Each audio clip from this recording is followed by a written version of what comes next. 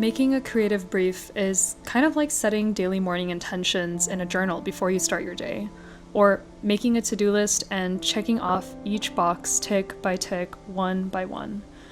I find that whenever I do this step before creating any of my pieces, that there is an immense increase in my level of clarity in terms of my art piece, its creation process, or the precision of study that I'm trying to focus on, an aspect I'm trying to study in my process to bring my vision to life. Hello, my name is Madeline. I am the founder and illustrator behind Notebean Stationery, an art and stationery brand aiming to storytell meaningful life experiences with the dreamy adventures of Kato, Paya, and Kuma. My hope for this channel is to help other creative entrepreneurs who are on a similar journey kind of walk through the same journey that I did and hopefully gain some insight from me just documenting this journey. So to kind of jump into it, I have really benefited from using creative briefs. When I first started out doing art commissions, I was really confused as to how I made sure that the vision that I had and the vision that my client had was the same.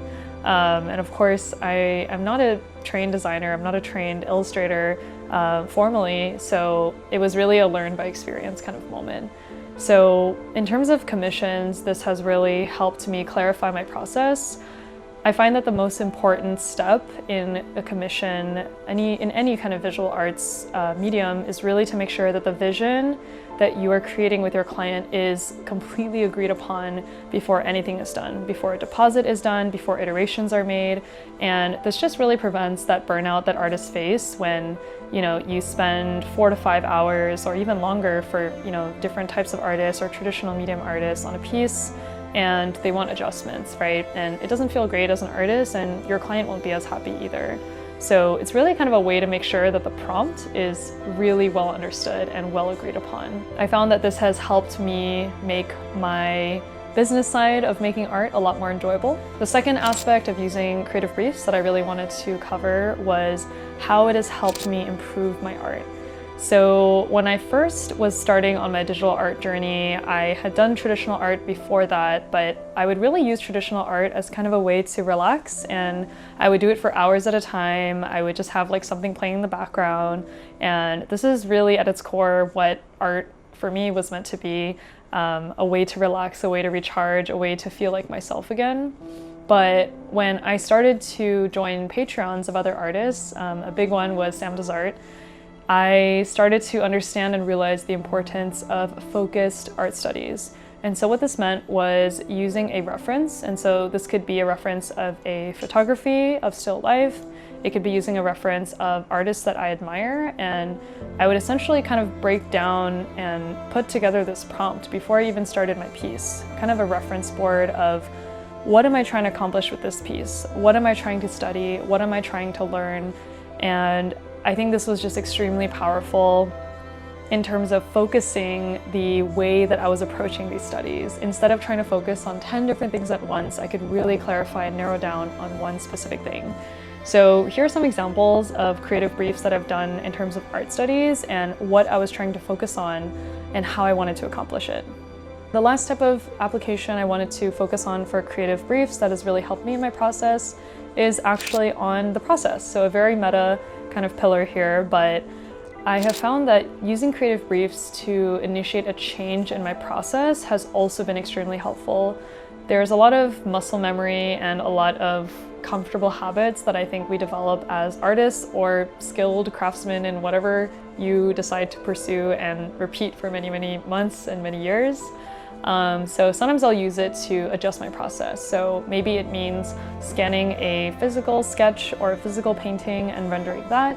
Maybe it means using only one layer entirely. Maybe it means not pressing the undo button. It could be any sort of kind of challenge, but it's a really great way that I found to focus myself on pushing myself out of my comfort zone and trying new processes. So how exactly do I make my creative briefs?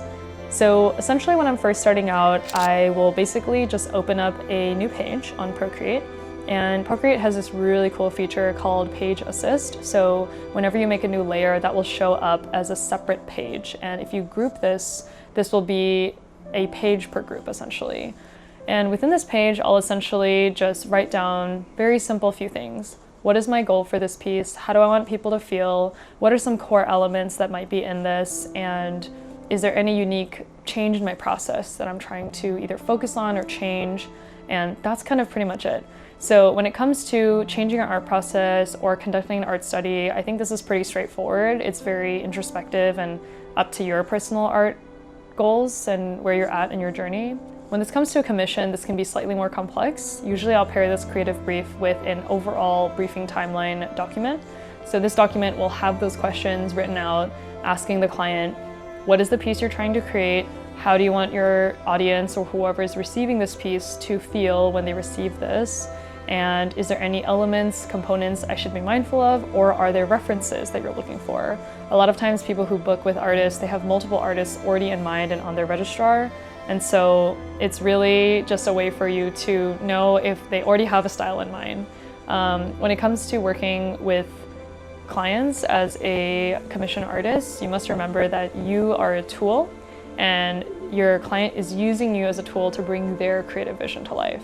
So this brief is really a way to kind of objectify that and avoid this very personal kind of take of the vision and of the prompt. And ultimately, having clarity on every time you start a new piece on what your intention is and being able to bring that vision to life is truly fulfilling as an artist, and it will really propel your journey as you grow day by day and piece by piece. And so that's pretty much everything I have to say about creative briefs. It is truly a step that has really helped streamline my art creation process from a study level, from a process level, and from a commission level. It has really helped me elevate my business to offer commissions in a very streamlined way and one where I can really enjoy the prompt still.